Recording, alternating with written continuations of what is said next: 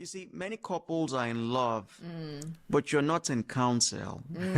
You may be in love and love each I other, love that. but there is a counsel of the Lord that stands. And you may not have that experience. You may not know how to navigate tough areas. And it's very important to not just be in love, but to separate the love Exactly. and be objective. Can you build a life together with this person? Yeah.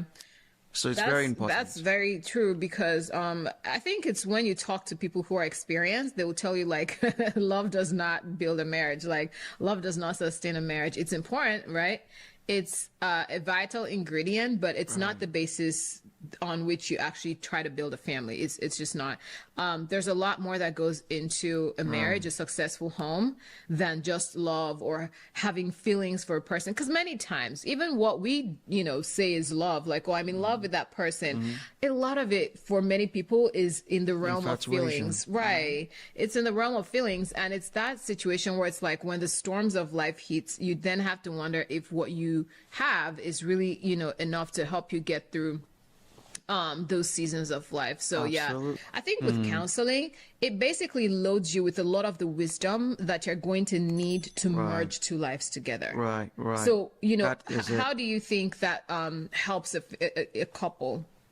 So, first of all, you're coming from different backgrounds. Maybe both of you are raised with, different kinds of families. Even twins that are born from the same womb, they have same different day, values, the same day, So just imagine she came from a different family, brought up some kind of way. I was also brought up some kind of way in my family. And you want to merge those two things together where you know, can this actually work? I know. Can it work? Yeah. Or are we just deceiving ourselves? Yeah. And there's just so much to say about counseling. But the fact that you have different values, probably different values that need to be merged, and all the red flags will show up in counseling.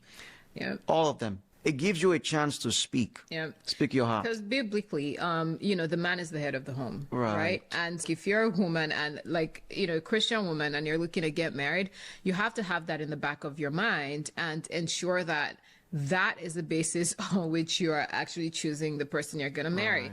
And many times counseling is where you get to really understand what's in this person that you've chosen to marry. Because I think during the dating season of the courtship, sometimes people are sidetracked by the fun stuff, the nice activities, like, oh, let's go out, let's do this, all of that. But the counseling is where you're really required to sit down and really examine everything that's coming into this union and decide. And if you do it right, many times it's where you leave that session that day with questions that you both are going to go ask each other and just kind of dig into a little deeper.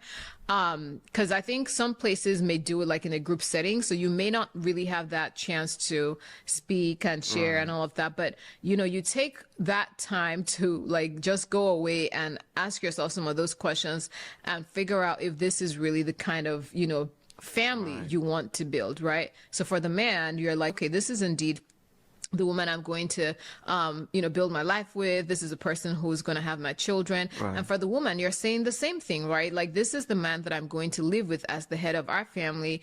We're going to be living based on the values that we both agree on. Right. And the truth is, if you can't come to a place of agreement as the head of the home, it would eventually be the man's values or opinions that are that are taken.